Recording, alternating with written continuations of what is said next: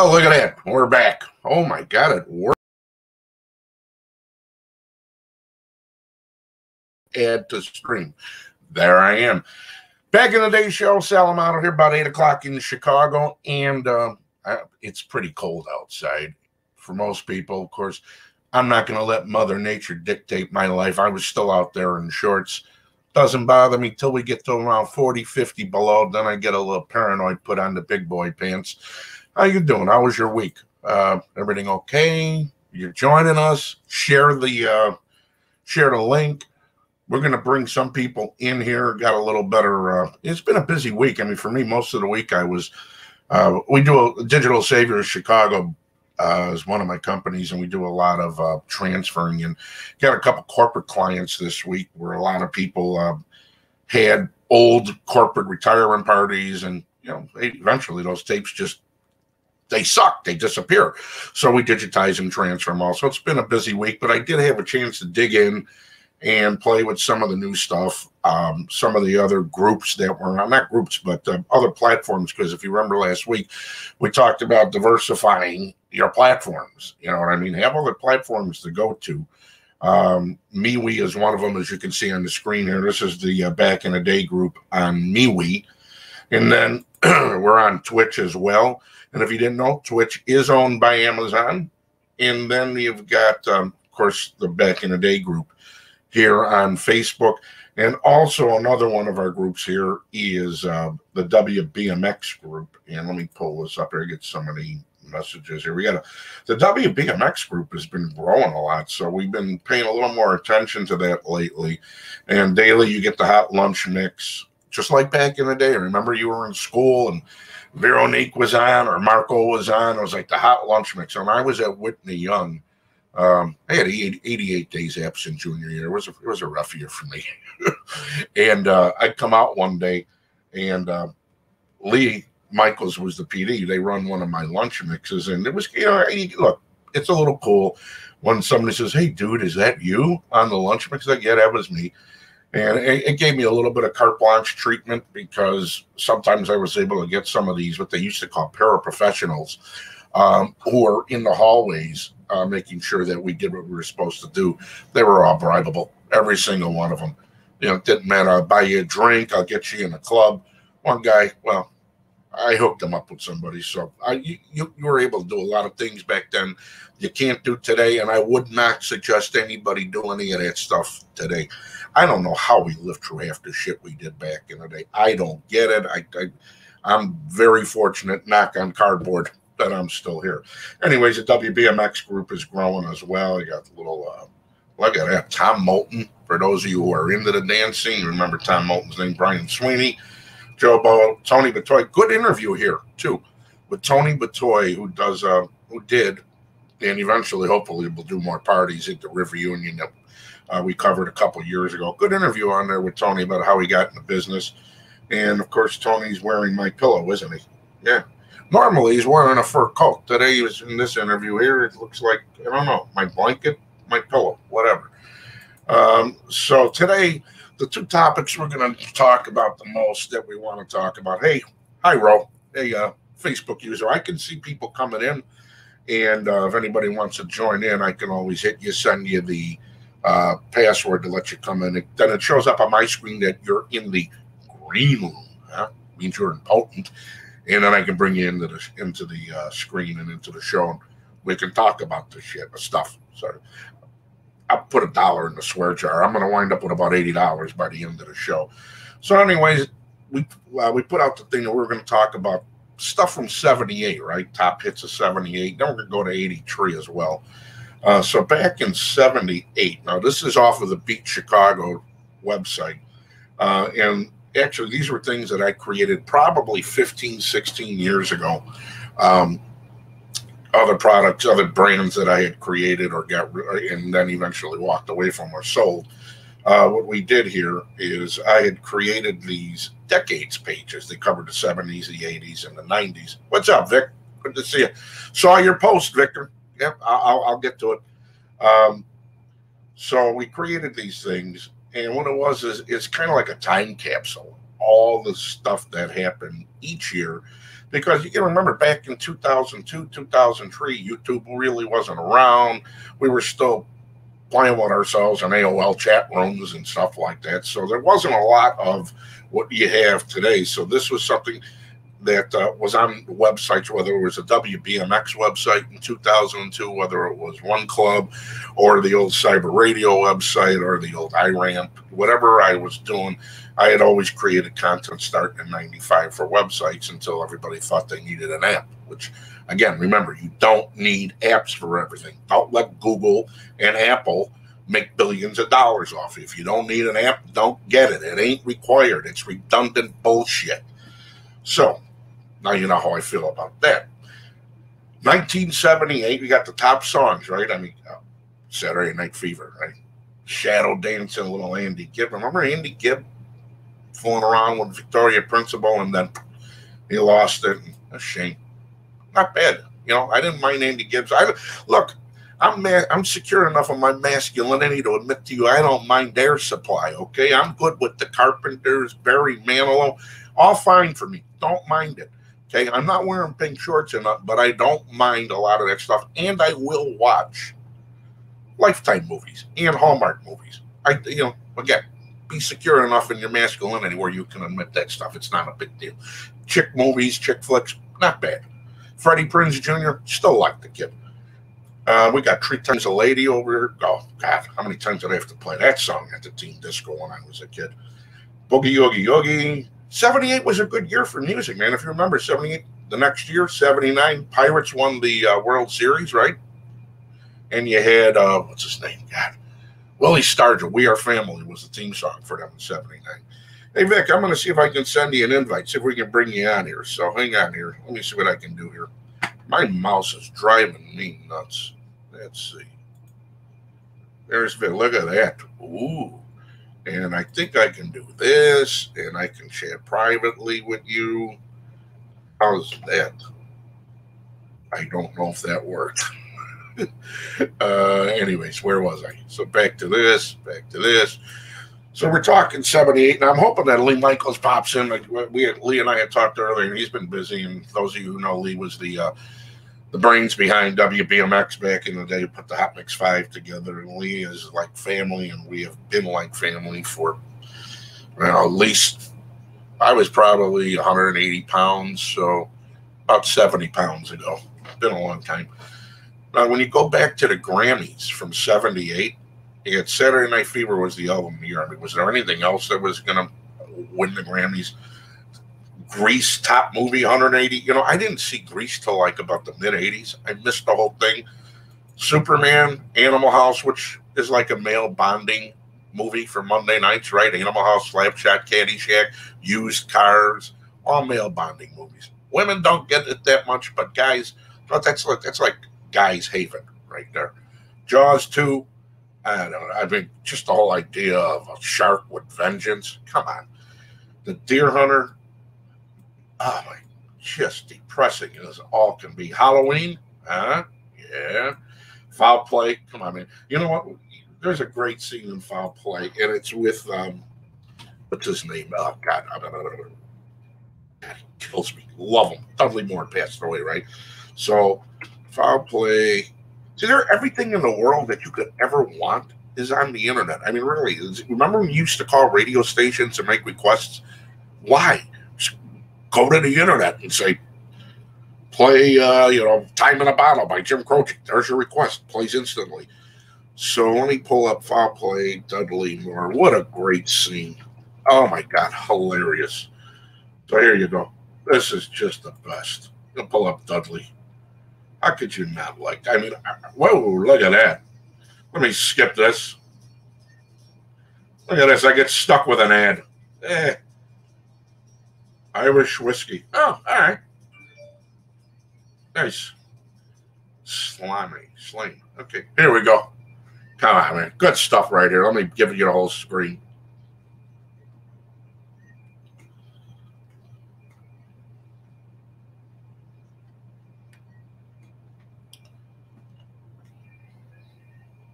Oh, absolutely, Ro.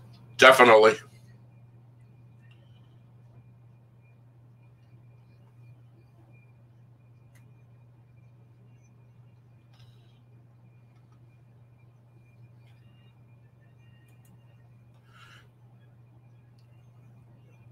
Now, this is 78 before Arthur. Arthur was 81.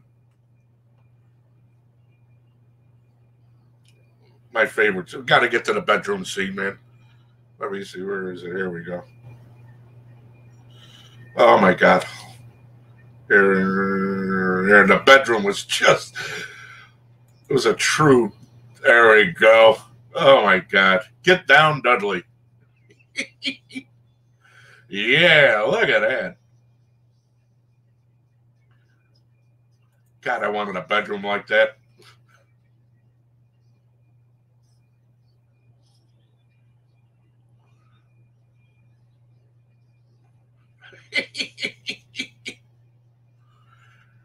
Oh.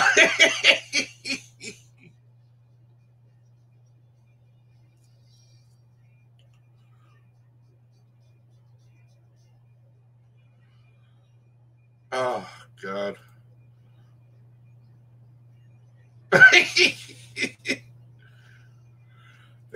Completely oblivious to it all. Oh, my God, Dudley Moore. What, and even on the Beat's website, if you like old movies, one of the things we did is we diversified the Beat as well. So on the Beat Chicago, when you're traveling or if you're out and you're bored and you don't know what to do and you need something to do, the Beat Chicago, what we did is we put a bunch of links to great movies. So the movies are in the free movies, and once again, you don't need an app for any of it. No apps required. Don't need no stinking app, okay?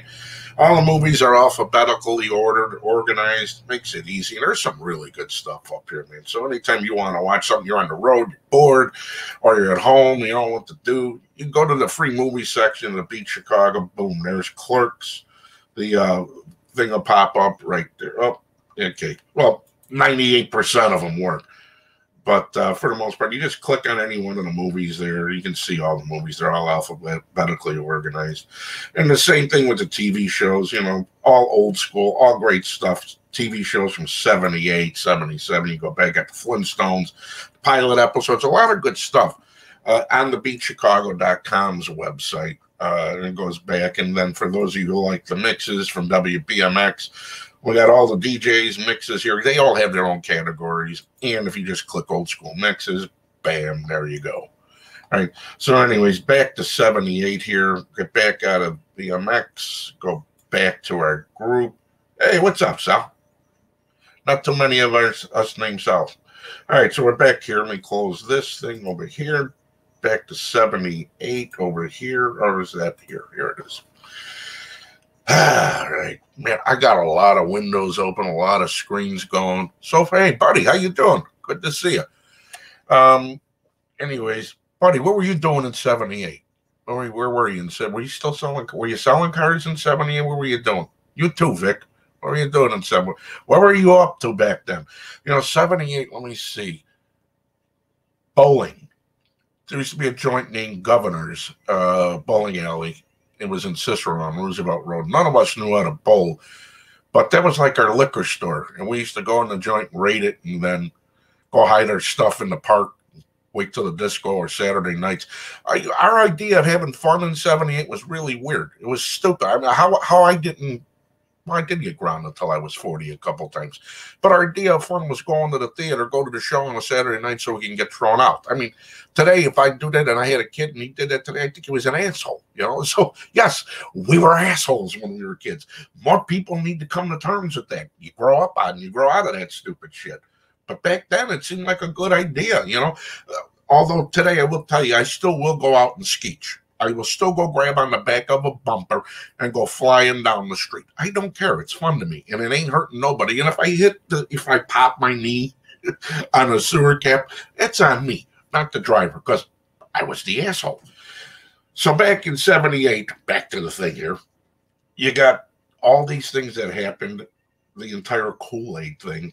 Did you see the special? It's online, too. You can just do a search, Guyana, Jim Jones, and the documentary will come up about all the cult psychotic loons who followed this guy right into the jungle and ended it all. What's up, George? Good friend down at WEPA FM tuning in here. How you been, brother? Good to see you. What else? we lost 2 popes that year, and I think I was in 7th grade. Got to be 7th grade, because I remember I went to Catholic school, and and that was supposed to be like the end of the world. You lose 2 popes in 1 year. Holy Christ! Look out! The babushkas came out. They wore babushkas for like 6 years straight. They were mourning. Inflation rate 12%. That's why our savings accounts were. Jesus, what were our savings accounts like? 9%, but you were running 12% inflation, so you were doing 3% on your money. Not that good. WKRP in Cincinnati premiered in '78, and you know what was weird about when they brought when WKRP came out on DVD, the original run, because of all the music that was used in it, they couldn't afford. I don't know if they couldn't afford, but they didn't want to put all the money into it because of all the music that was used. So they had to like use this really bad 70s porn music in the background to overdub all the old songs that they had used, that like Bob Seger or whatever was being used, Foghat Foreigner, whatever hippie shit they were playing at the time in the show. They had to overdub all that, and then eventually they worked everything out. Pete Rose set a consecutive game hitting rate. Look at that, 44 games in a row. I don't know if that's still the record. I have no idea. I have no clue. You can look it up, though. See, there's a thing called a search engine. Give it a shot. You'll find everything you need. Gambling was legalized in New Jersey. I got a sneaking suspicion gambling had gone on for quite a long time in New Jersey before they even legalized it. Lucky Luciano had said that, and I think it's about 1918, 1919. If you ever get a chance, read The Last Will and Testament of Lucky Luciano. Great story. And he was like Nostradamus, but most of the shit that he said actually came true, because most of the stuff that he talked about was how everything they had started, that the government or governments around the world were eventually going to legalize. So you go back 100-something years, old boy was right. And what he wound up dying, I think he was coming back to the States. And he passed, was it 62? He was in Cuba, and supposedly he had a heart attack because he was coming back to sign a deal to actually do a story on his life story. So the book is still out there. It's called The Life and Times of Lucky Luciano. What's up, Joe? Joe Rossi works with us at Hits Boxing when we do live boxing events. Joe took over for Ray Flores, so Joe's the host, the big guy on the stage introducing everybody. Betty Ford enters a treatment program for alcohol addiction. Oh my, how many people going through that, huh? Mormons ordained the first black priest. Okay. Statewide. Wow, look at that. In '78, that's when they started banning smoking. Remember when you could go to a restaurant and it was like, did you want smoking or non-smoking? You're trying to figure out what the hell is the difference, because no matter where you went, you still smelled smoke. And I smoke, and I would never smoke in a restaurant. There's something about watching Mad Men from back in the day that takes me back to about 4 years old, when we all got together with the family, Christmas, birthdays, and the entire house is like one big cloud of smoke because everybody's got the 3-year-old, 2-year-old baby in the hand, the cigarette here, and 56 cigarettes in the ashtray, right? And let me tell you another thing. If you ever get on an airplane and it still has an ashtray in it, run. It's about 60 years old. Get off of it as soon as possible. So now at the end of '78, as we get back, you get to see president, vice president. Look at the population in '78, 222 million. So we've grown about 130 million people since '78. The Dow, 893. Wow.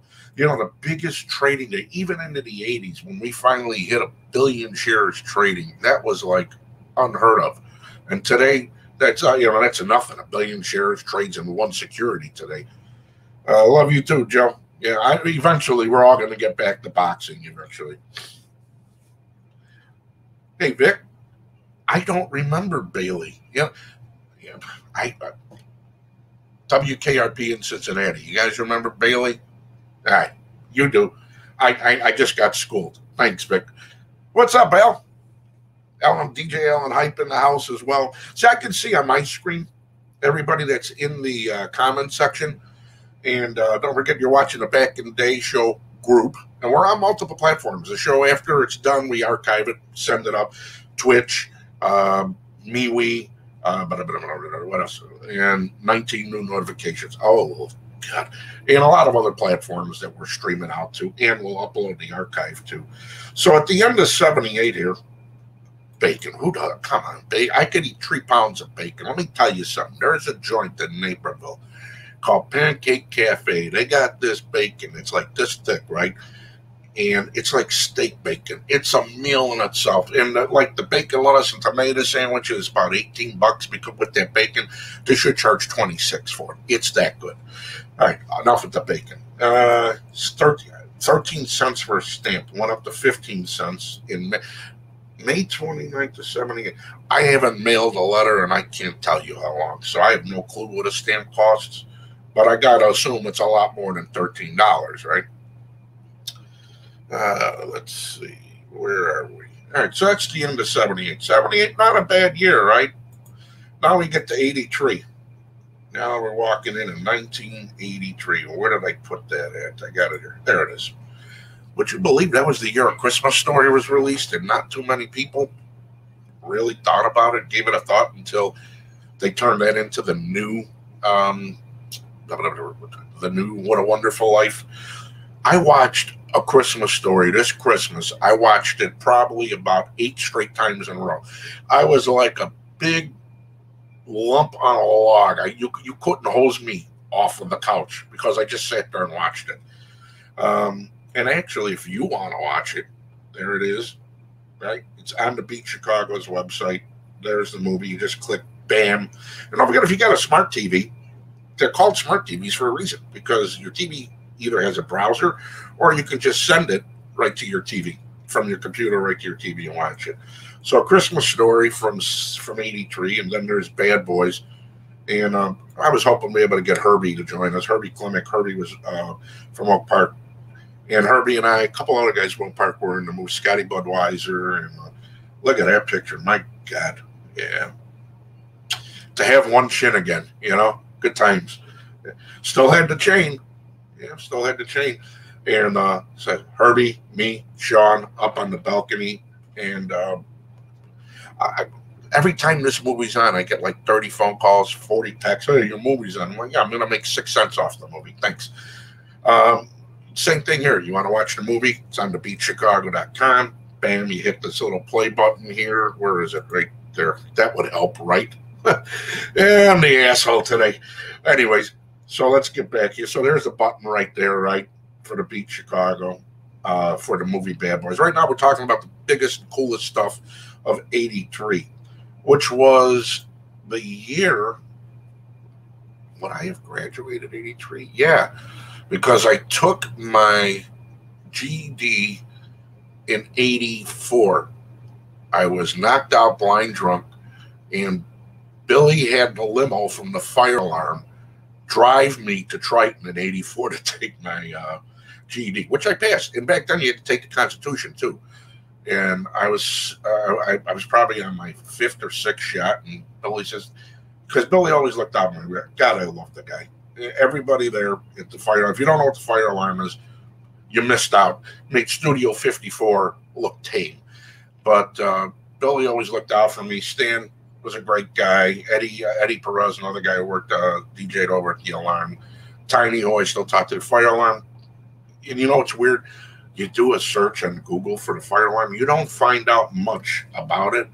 But let me tell you, it's one of those secrets that's just lost in time. You can't imagine how much went on and how much fun it all was. But anyways, in 83, when we shot Bad Boys, Herbie was from Oak Park. A couple other guys I had been cast for it. And Risky Business was done in 83, as you can see on the screen here. And what happened, too, is during when we were filming Bad Boys, some guys, Sean Penn broke his ankle, so some of us went to work in Dr. Detroit. Some of us went to go work on Risky Business. Some of us wound up working boat movies, It was a good time back there. Chicago was just starting. In the 70s, a lot of people don't realize this, but Richie Daly, what's up, Brandon? Ludwig, how you doing, Brandon? I miss you, bro. Good seeing you. Hey, anyways, but in the 70s, Old Man Daly wasn't real fond. There was a reason why there weren't a lot of movies filmed in Chicago back then. Old Man Daly didn't like the city portrayed in movies. So was it Brannigan? I think it was Brannigan. It was a John Wayne movie. And then there was another movie that was filmed in Chicago about 75 not too much. And then Brannigan was with John Wayne. And then Chicago Story came along. Chicago Story was a TV show that lasted very briefly, which, believe it or not, we have the entire pilot. It was like a 2-hour pilot. Chicago Story came around in 1980. And a lot of early Chicago actors were in that as well. Dennis Franz was in it. A couple other people who went on to have great careers. The show didn't last very long.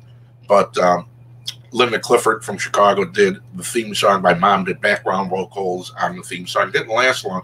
But by 1980, after Mayor Daley passed away, the city was open to the idea of more things being filmed in Chicago, like the Blues Brothers, which just, trashed everything. And the rest is history. I mean, there's so many things being filmed in Chicago. Fortunately, I've been able to do a couple episodes of, hey, Steve, what's going on, brother? I was fortunate enough. David, nice to see you. I was fortunate enough to be able to do a couple episodes of Chicago Fire and a couple other movies, including Chicago Overcoat, which, is weird because when we did Overcoat in 07, then it got released in 2010. And still to this day, the hair on my chest hasn't grown back from the scene that we shot in Overcoat. Because when they create fake blood for you in a movie, at least for when we were doing Overcoat, I have to fall out of it. I get machine gunned and shot in the head, and I look at Frankie Vincent and say something really nasty, and he pops me in the head after he just shot me with about 46 bullets from the old Tommy gun. But what happened is, as I would fall out of the car, something would happen. We'd have to, what they say, go back to one. So you got to take the scene over again. And the fake blood was made with Karo syrup, right? So you know what Karo is, right? And then they put food coloring in it. So, and then they're just splattering it all over me. Well, I had this white shirt on with the sport coat. So every time I would fall there, I'd have to get up, and then I have to pull my shirt out because it would, the syrup would stick. So by the end of the day of shooting that scene, literally all the hair was gone off my chest. It was just gone. And I had a lot of hair on my chest at one time, and not anymore, but it was ripped off because of Chicago Overcoat. So like I said, there was a lot of movies that have been filmed here, a lot of TV shows being filmed in Chicago. A lot of people don't even realize that Shameless was actually filmed here too, and for Chicago actors, it helps. But as Dennis Farina once said to me, if you really want a career, you got to move to LA or New York, and that's it. Dennis from Chicago was a Chicago detective, very close friend of our families, and Dennis made all the right moves at the right time and became the star that he became. God rest his soul. He was such a wonderful spirit.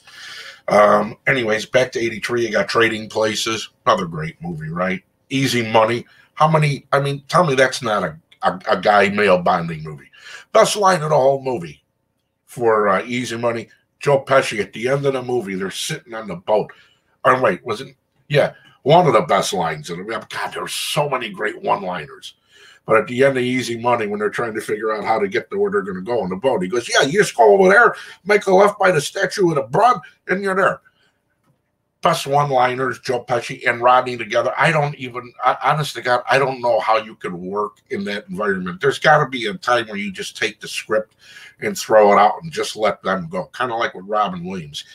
Here's point A. Kind of like when I was in Second City, was improv training, was here's point A, get me to point B, go. And that's it. That was all there was to it. You just go from point A to point B. You do 30 takes, and then the editor figures out which one they're going to go with. So in Easy Money, it's another one from 83 that's on the Beats website. So let's go back to 1983 and see all the other stuff that happened in 83. In 83, I was working too. We had Lefty Oars, T.C. Mulligan's briefly, which funny story about T.C. Mulligan's. This still kills me. Dino was the guy who owned the joint. It was called the Golden Age. It was on the south side. Was it 103rd? No, that was Dior's. 95th. and off of Cicero Avenue. So back then, you know, we weren't resident DJs back then. We had jobs. We got a job. Now they call it a residency so you can feel bigger and more important than you really are. Anyways, well, you got a job, and we wind up at TC Mulligan's when they open, and the old man, Dino, writes me my first check. And back in the day, a lot of you might remember, they used to have those little machine things, right? They would poke holes for the numbers, bam, and you'd poke a hole, and it was the numbers, how much you got paid. So I was making $400 a week, and the guy writes me a check, but it says 400 in the number in a little box, but then it's $400,000, and I'm thinking to myself, you dumb bastard. What am I going to do with a $400,000 check? I had to go bring it back to him. Some idiot kid today might think he could cash it. Thank God we were smart enough to know back then that, hey, they can do shit with this. So I bring it back to the old man, and he says, it's a machine. You know, and if you worked with Greeks a lot the way I did, you learned what they meant. You know, you learned it because they spoke kind of like the old-time Italians. They all spoke backwards and broken English, and if you were around it enough, you understood. You knew what they were trying to say. So he wasn't happy with the machine, and he didn't, you know. And Jimmy, his son, probably made him buy the machine. What's up, Johnny? How you doing? Oh, fair share. We got to talk about that in a minute. My 8th grade teacher. Oh my God. Oh, so, we talked about Hickeys last week, and I was so embarrassed because it was my 8th grade picture. Anyways, shit, I forgot where the hell I was. We'll come back to it. What was I talking about? Somebody tell me what the hell I just said. I'm still trying to get this thing to come up on the screen. Oh, there it is. I'll get it. Hang on for a minute. Give me a second over here. I'll be right with you. There we go. All right. So there's 1983. We'll get to that in a minute. Anyways, we'll talk about fair share for a moment. Okay. So it's got, 78, right? And I needed another job to afford a mixer. That was the biggest concern for me at the time. Was I had to, if you remember back then, you had different places to go from, your sound equipment. You had Pacific Stereo, Musicraft, Playback, Flipside was a music joint. You had all these other joints, but there was only a couple places that you could get a DJ mixer. And I wanted a mixer because at the club that I was at, it was a teen club called the Ambassador. We had this little Sherwood amp that had phone 01, phone 02. So there was no mixing. It was like, okay, I'm going to play Happy Radio by Edwin Starr. And then I'm going to follow it up by Who's That Lady by the Isley Brothers. So there was no mixing. And I wanted to get a mixer because that's the way real disco DJs did it. So Fair Share was a joint in the neighborhood that we had hey, Sharice, howdy. Yeah, you tripped me off a little bit. I still call her Miss Nicholson. I sorry. So anyways, we're at Fair Share. And this is the only joint in the world where like 75 guys from the neighborhood worked, but 4 guys from the neighborhood were working. This is before time cards. It was like, hey, are you going to work today? I'll give you an example. My cousin, who never showed up for work, unless he was we had a friend of ours who used to go there just to go shop, put the food in the grocery cart, and leave. And then he'd tell somebody, hey, do me a favor. Write me in for 12 hours or split it with you. It was insane. But that's how I afforded my first mixer in 78. Is Fair Share still there? I don't even know if it's still there. But I'll tell you, there was a great gyros joint down the block that lasted Kings and Queens on Roosevelt Road. Had a great gyros back in the day. Look, when you work late night, you learn you'll drive anywhere for a good meal. There used to be a joint called Bajan on State Street that was open till 5 o'clock in the morning, where you could still get a good steak and a nice Caesar salad at like 3:30. I'd get off at Mother's or PS Chicago, and I was like, no, man, I ain't doing White Hen. I'm going to Bajan. They had nice fried. They used to do the grilled calamari too with the garlic and everything nice. At 3:30 in the morning, there's nothing better. All right, let's get back to 83 for a moment, okay? The year I walked out of Steinmetz. It was, what was it? Yeah, I walked out of Steinmetz. Did I walk out in 83? Yeah, I had to. Because Bad Boys was February 83. I wound up at Steinmetz for my senior year, and I told my mother, I don't want to do this to you no more. If I keep doing this, I figured at the rate I was going, my brother was going to graduate before me, and he was 10 years younger than me. I didn't want to go through that shit no more, which is why I went through the GED. But then I was smart enough at least to be able to take my Series 7, 63, 22, become an ROP, property, casualty, auto, life, and health, and did all that in 1 year. So evidently, it didn't faze me because I still made it to take those tests. And the only reason why I took them tests to become a stockbroker is because most of them people who are stockbrokers look down at anybody who didn't go to Cornell, Brown, Harvard, Northwestern, and they were all scared like little whiny little babies, puking, throwing up, coughing, crying in line when I was at Northwestern to take the test. They weren't that complicated. You got a brain, you can pass anything. Prepare yourself. It's easy to do. Back to 83. All right, hang on for a minute. So Every Breath You Take by the Police. Was anybody really a fan of this song? I always thought it sounded like a stalker song, you know? Billie Jean. Now, when Billie Jean came out, the original release on that album, I was working at a joint called Joey's. Good friends of ours who owned it. And it was, they had taken this old joint called Gabby's, which was a hippie rock and roll joint, and then they turned it into Joey's. And we get The Girl Is Mine by Michael. It was Michael and Paul McCartney. It was like the worst track on the album. The rest of the album was just gangbusters, man. And we played in the clubs, we played every track. It didn't matter. Even in the mixes, you know, before house music, a lot of people don't realize, before house music, we were playing a lot of b-boy, what they call b-boy stuff. You know, a lot of stuff was electro, pop, walking, breaking stuff. We were playing a lot of that. Two Sisters, High Noon, Freeze, IOU, John Roca before he went solo.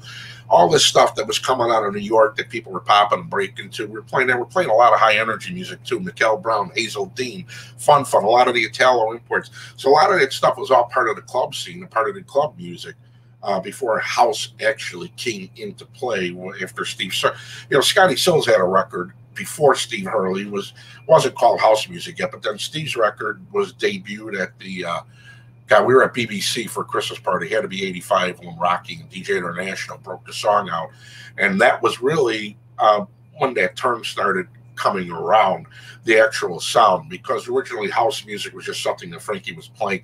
If it was cool, Frankie Knuckles is playing it at the warehouse. There was an actual sound that got created based on what that sound was, and that's what how house music came to be. And you can get that history on thebeatchicago.com too, if you ever want to go back and figure out what the history of house music is all about. Anyways, we're going back to 83, Total Eclipse of the Heart, the eeriest video, scared the living shit out of me. I don't care what anybody says. It's a weird video, man, with the eyes. And Jim Steinman wrote that song, too. The reason why it sounds like a Meatloaf song, and the reason why it was Jim Steinman, everything he wrote, everything he did, all of his arrangements were so thematic. They were so over the top. That's why, to me, it always sounded like a Meatloaf record. And when you watch the video, it was an eerie video. It was just a really strange video. Hall & Oates, oh my God, the entire 80s was all Hall & Oates, right? Yes, I know, Cherise, I know. Freestyle. Now, Freestyle originally was Heartthrob, right? And then they changed the name of it, right? In the middle of the decade. You called it Heartthrob anymore, people wanted to hit you over the head with a bat. No, it's Freestyle. Okay, it's Freestyle. So you had Stevie B, Pretty Poison, Tolga, GT, Pajama Party in the later 80s. Even Seduction got tossed into the whole freestyle thing when they had You're My One and Only and Heartbeat. But when you get into Cynthia Sapphire, Cover Girls, Expose, those are all the original Heartthrob freestyle artists. And that stuff, you know, ran all the way into about 93, 94 freestyle kind of. Because radio had changed. Freestyle itself wasn't something you could really find on the radio anymore. Hey, back to this. Top movies, Return of the Jedi. Now, here's an interesting story for you. Something I don't really get a chance to talk about. When we were doing Bad Boys, and a lot of the crew, because Bad Boys had so many, we had so many delays shooting the movie. Between Sean breaking his ankle, weather, the whole food fight scene had been filmed, and then it had to get refilmed. It had to get shot again. So because of all those delays, we get to like August or September of that year, and I remember we were sitting outside having a cigarette. I was sitting with Jason Gedrick and a couple other actors, and they were talking about what's happening. The next week we were going dark again, production-wise, because they had to find a bunch of new crew members to bring in, because a lot of our crew, cameramen guys, were already contracted and scheduled. They had to leave Flight of London to shoot Return of the Jedi. So that gave us a whole other delay in Bad Boys. And Return of the Jedi, look at how much dough that movie made. $252 million. That's got to be close to $900 million in today's dollars. You know what I'm saying? Terms of Endearment. Oh my God, another movie that it's way too depressing. Oh, War Games, loved it. The worst Bond movie ever made, right here. I don't care what anybody says. Horrible. Although Live and Let Die kind of sucked the big one too. Sudden Impact. Anything with Clint Eastwood, I'm down for. Staying Alive. Oh, even Far From Over by Frank Stallone was terrible. And then the Bee Gees had that track in there. What was it, Alone? I think the track was called Alone. Mr. Mom. Anything with Michael Keaton, right? How do you not like Michael Keaton? Raging Bull was 80, Jenny. Go ahead, hit me right here. Go ahead, hit me. One more time. Oh, God, those scenes in Raging Bull were great. Pesci and De Niro together. And they shot it in black and white, right? Do I have Raging Bull on the site? No, but you know what? I got to think about putting Raging Bull out there. Risky Business did $63 million. Then the other releases, Vacation came out that year. And Big Chill came out. Never Say Never Again. Oh, horrible. Dead Zone, which became the TV show later on. Silkwood. I had about as much interest in seeing Silkwood as I do watching my dog go pee-pee in the yard. So here's your best. Look at the best actors, though. It's still to this day. These are some of the best actors. Linda Hunt, Jack Nicholson won for Terms of Endearment. Yeah, Terms of Endearment really cleaned up that year. Look at that. And Robert Duvall.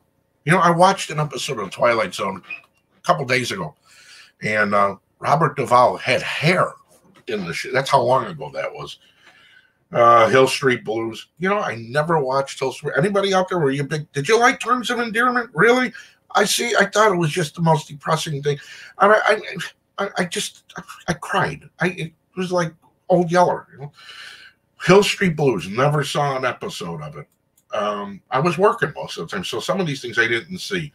Tom Selleck, Magnum P.I. Never watched it. And I know a lot of friends who liked it. Got another dollar in the swear jar. Hold on. God, I suck. What else? Tyne Daly. Tyne Daly. Remember in another movie we've got on the beatchicago.com's website was what was it? Magnum Force. Tyne Daly kind of got her debut. She played Clint Eastwood's partner in was it Magnum Force, right? Or was it? No, it wasn't. It was 76. Magnum Force was Tim Matheson, Robert Urich, right, from Vegas, another guy from Chicago, and who else was in there? I don't know, it's on the website. But anyway, Tyne Daly was in a Clint Eastwood movie, and she winds up getting whacked at the end of the movie. Very sad. Cheers. Never saw an episode of Cheers, but because a lot of people asked, we put the pilot episode of Cheers up on the Beat Chicago's website as well, so you can watch the pilot episode. I never saw an episode of Cheers, man. Never saw it. And from what I hear, I missed a lot of good stuff. So eventually, I'll binge watch it. John Ritter, Three's Company. Never did anything for me. I know a lot of people loved it. Never did much for me. I'm looking at what Brandon said. You know what, Brandon? You may be right. I'm gonna have to look that up. I'm gonna have to look that up. Brandon had said here that Never Say Never wasn't done by the typical Bond people. It may be true. It may be very true because there was when you read about the history of Bond, there was a lot of animosity, a lot of fighting going on behind the scenes all through the years with Cubby, and they didn't initially want Sean Connery. They did not like Sean Connery. They wanted David Niven, and then they got their way with the Casino Royale with Peter Sellers in '67 when they did the original Casino Royale. Which, I mean, look, you had to be on acid to even make any sense of the '67 version of Casino Royale. And I'm sorry, I like Roger Moore. I even liked what's his name, the dapper debonair dude. not Timothy Dalton, the other one that played Bond. And I didn't mind Roger Moore, but when you talk James Bond, sorry, Sean Connery, that's it. Everything else is just somebody who filled in the shoes. And that was it. It was always Sean Connery. He captured the era, the spirit. You know, just like if you watch Mad Men, they capture that era. They do such a great job in the Bond movies. Really, you know where you're at when you're watching it. You know it's 63. You know it's 66. From the music arrangements to the wardrobe to the scenery, what's the drapes and all the. You just know they do. It just reeks of that era in a good way. And Sean Connery, just nobody for me can take Sean Connery's place. Okay, I'm done humping his leg. Let's move on. Kentucky Derby, Sonny's Halo. Don't even remember Sonny's Halo. Oh, wait a minute. One day at a time. Look at that. Yeah. Remember there used to be variety shows? Yeah, the new Casino Royale was good. Exactly, Armando. Yeah, I mean, Craig does a great job. Absolutely. You know, and I think he's too macho for today, you know, and who knows what they're going to do with this next Bond movie. Don't interest me no more, but hey, to each their own. Basketball, look at that. The Lakers and the Sixers, Philly by 4. Pat Riley, the guy's got to be about 102 years old. He's still in basketball. God bless him. These are the biggest stories. Now you can tell that I wrote this. Take a look here. Right? I mean, like I said, I did these got to be 15 years ago when I put these decades together from 70 to 2000. They encapsulate everything that happened through those years. So these are all the big things that happened back then. $189 billion deficit was projected for 1983. Well, we do that in a day now. Let's see. Korea, houseboats, Caribbean troops invade Grenada, which is about the size of my basement. Bear Bryant passed away in 83. First time we heard about Star Wars. Yeah, remember that? I mean, take a movie, throw it out there, see what happens. The Dow hit 1,200. Wow, these are the people who died that year. Look at that. Jack Dempsey. Tootsie. Oh, God. How could you not like Tootsie? Yeah, right. Like 102, right? Jesus. Supreme Court, Roe versus Wade, People Express. You know, there's a lot of airlines. When you think about back then, we had Eastern Airlines, right? You had Western Airlines. You had and a lot of the old airlines that are gone from back in the day that just don't exist, and now it's all real truncated. Look at that, $399 to $888 for a VCR. Did you have a VCR? Did you have a VHS, or did you have a Beta? Which one did you have? Pierce Brosnan. That's it. Thanks, Sharice. There's only so much I can keep in this head of mine. Continental, yeah. And, you know, actually, when you go back, Texas Air, what was his name? Frank Lorenzo. Texas Air bought Continental. It was Texas Air and Eastern Airlines. I remember that deal when I was a broker. When they had bought those airlines, and they brought them all under the umbrella of Texas Air. I think it was brought under the umbrella of Texas Air back then. The Shuttle, Challenger, yeah, nice. Okay, Coca-Cola. Did anybody ever drink Coke too? You had a Beta? Really? You know where we had a Beta? We had 2 Beta decks. I never had one personally. I had a PV-1200. It weighed about 60 pounds. It was a VHS Panasonic deck. And then I got a Quasar deck. In 1980, we had the Quasar deck. And there was a joint called Precision Video. They were on Manheim Road. And my stepfather had heard about these things called discs. And I said, wow, that sounds really cool. All right. So we took the Quasar, which was in the basement. We just had the basement remodeled at the time. It was my first foray into a real man cave, because originally the basement was just a thing I painted to hang out. And I had my front music room originally. And my music room had the carpeting cork on the wall. It was like a studio. It was like a DJ booth. But the rest of the basement was just an old basement, a Chicago bungalow. And I got grounded for like about 60 years. So I painted what did I do first? I painted the floor white, then I painted the ceiling black, and then the brick wall, I actually painted like brick color and then outlined it in brick. And then my mother chased me from one end of the block to the other to beat my ass because I had done it all. I should have never done it. I made a mess. And then when we had the basement finally redone the right way, we had this Quasar unit, and Precision Video had these brand new things. And before we had the little discs, before the discs came out, there were things called they were discs, video discs, and they were big. And the original ones had they were the size of albums, and we traded the Quasar in. We got the Magnavox Magnavision disc player. And what was cool about it is that the audio quality was, far superior than Beta, far superior than VHS. VHS had great audio quality. Beta had great video quality because of the way the tapes were made. Those were really the differences. And the reason why Beta failed is because Sony refused to license the technology out, whereas the VHS technology, anybody can make a VHS deck. So that's why you had 60 brands of VHS players versus one brand of Beta players, which was Sony. So they lost the war. Laser discs. Yeah, originally the laser discs, thank you, Miss Nicholson. The laser discs were really the size of vinyl. And the original laser discs, you had the videos. There was only a couple movies. There was Animal House, Family Plot, which was a Hitchcock movie, great movie, Karen Black and William Devane. So it was Animal House, Family Plot, Jaws, Animal House, and Blues Brothers. And there were maybe 5 others in the original run of discs. And the discs were like $49.99.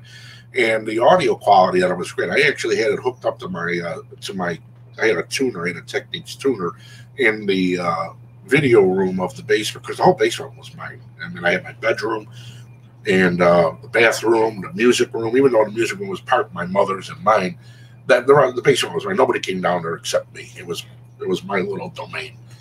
And the video discs, I had a couple friends over, and my cousin says, "Oh, I heard they're unbreakable." I said, "Yeah, they're." Snap! He broke the video. I said, "You asshole! I'm gonna get killed because they're $50." So we had to go do a few things to raise enough money to get $50, so I could go all the way. We had to take a bus all the way down Roosevelt to Manheim, then take another bus from Manheim to go to Precision Video, so I could buy another video and replace the video that my idiot cousin at that time had broken. And I never got busted. But if my mother ever watches this, I'm busted. She's going to ground me again until I'm, 70? It's coming. So that's the story about laser discs. Very cool stuff, and look how far it's all come, right? I mean, look, you got, they had the little mini discs that lasted briefly. Mini discs didn't really last a long time. And I don't mean the audio mini discs, because there was a time like 97, 98, 99, 2000 where they made mini discs for audio. But there was a time, too, if you remember, there was an actual mini DVD that would go into your DVD player. And, that didn't last long either. It was all on the cusp of turning, when we started turning the corner into video files. Now everything's a video file.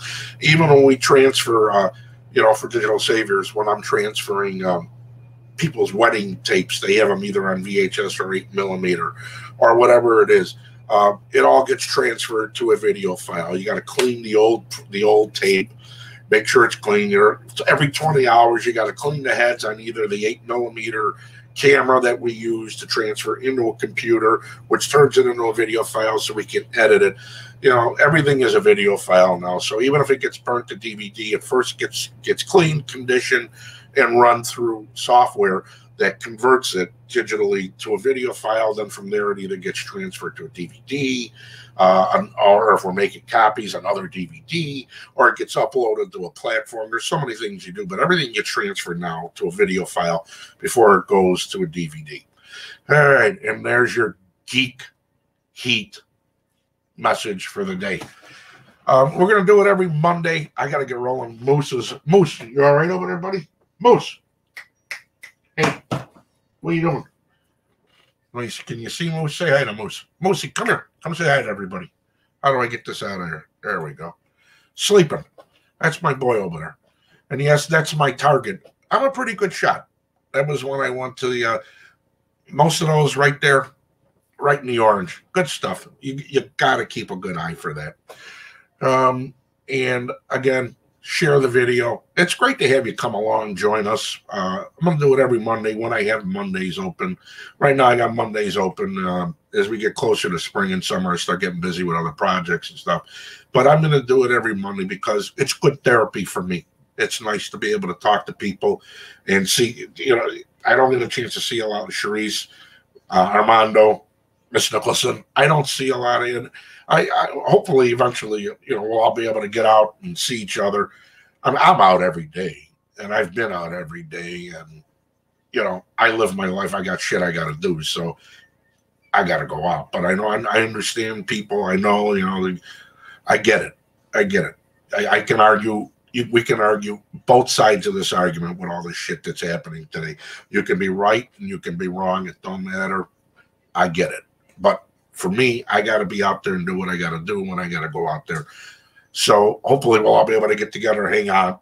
And Brandon, good to see you, boy. Good to see you. Charisse, love you, honey. And Ro, everybody else enjoying us. Ludwig, Steve. Steve. Johnny Palma. God, Johnny, I ain't seen you in, it's good 100 pounds, 110 pounds. But it's nice to, I'm telling you, one of these days we got to go to Capri over by Gigi. We'll break a little bread because I go there maybe once or twice a month.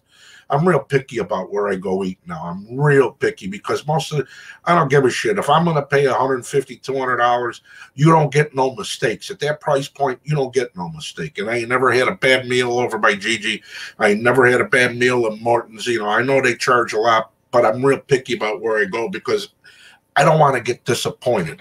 I go to a joint and it sucks. I'm miserable. I got to come home and I got to eat my cookie, and that's just as bad. So hopefully we'll be able to get together, break a little bread soon, and please take care of yourselves. Look after one another. Yes, and I'm thinking, what I'm thinking for lunch? I'm thinking La Briola. Not bad, I'm telling you.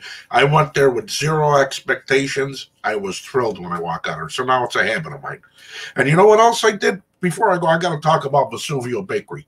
Because I ain't been to Vesuvio Bakery. I forgot the joint was there, right? So I go by my mom's house. Yeah, there you go. Charisse, come along. We'll go eat. And look, I don't mind Freddy's, but I go to Freddy's all the time. I don't like going east, but if I got to go east, it's either Freddy's or Mr. Taco. But yes, I want to go somewhere different because I'm there so often. And I've been a card-carrying lover of Mr. Taco since 1978 when Carlos opened. God bless him, he's still there. But he's in Miami right now, so he left everybody else behind. But yeah, we'll do like La Briola. Yes, Freddie still got the lemonade. But anyways, back to Vesuvio. So I haven't been to Vesuvio in years. And I go by my mom's house, and I says, "Oh, where'd you get this bread? I had like 4 pieces. I was on a high-carb diet." And I make the toast, and the butter melts real nice. Everything's nice. And I said, "Where'd you get this?" And she says, "Vesuvio Bakery." I said, "Well, I forgot all about this joint." So I go to Vesuvio. Man, they still make the bread. Like Taylor, when I was a kid, Taylor and May used to have great pizza. It wasn't a lot to it, but it was a memory thing for me. So Vesuvio makes the same kind of pizza, right? They got this pizza in the bread, exactly. And they cut the bread for you. So you get this bread. They got all kinds of different breads, right? Nice and crunchy. And they cut it for you there. And they got the pizza, which is a thin, kind of like Taylor made, just a thin piece of like pizza bread with the tomato and a little cheese. Nice. They have chocolate cannolis. The only other joint that I remember that ever had chocolate cannolis was Gennaro's on Taylor Street. You go by Johnny. Not only did he entertain you with his wonderful wit and humor, they had chocolate cannolis over there. So Vesuvio's got chocolate cannolis. So any of you want chocolate, and I don't mean the bullshit, just chocolate wrapped around the cannoli shell. I'm talking real chocolate cannoli. They've got everything in it, chocolate. You don't get them nowhere no more. And I got to remind Gigi at Capri, chocolate cannolis are going to be a necessity. And I want my damn tortoni back. Ever since gelato came along, screwed me out of my tortoni. I used to love going to a joint, and you get a little cup of tortoni with the cherry on top and a little bit of nutmeg, and yay, there you are. The happiest desserts, the happiest ending you're ever going to get for a meal. All right? All right, keep your mind out of the gutter. Tortoni, if you don't remember it, look it up. If you were a kid in the 70s and even into the 80s before gelato screwed us all, tortoni was your dessert back then. All right, I'm done. Now I'm getting hungry. All right, me and Moose got to go. Yeah, Johnny, the best gabardines on the face of the earth. And Johnny was, and the best thing about Gennaro's is if Johnny didn't like you, you had to ring the bell. If he didn't know you didn't like you, hey, you ain't coming in. Don't know you, get out, go away. God, I loved it. All right, everybody take care of yourselves. Behave. And you see, Tortoni, best stuff. Tintori's was a restaurant on 16th Street in Cicero a long time ago, too. Took me a while to remember that name. All right, I'm going. I'm done talking. I got to eat. Moose, you want to eat? Should we get your ice cream? He's got a $40 a month habit with Frosty Paws. We'll go get some ice cream, Moose. All right? See you later. Bye-bye.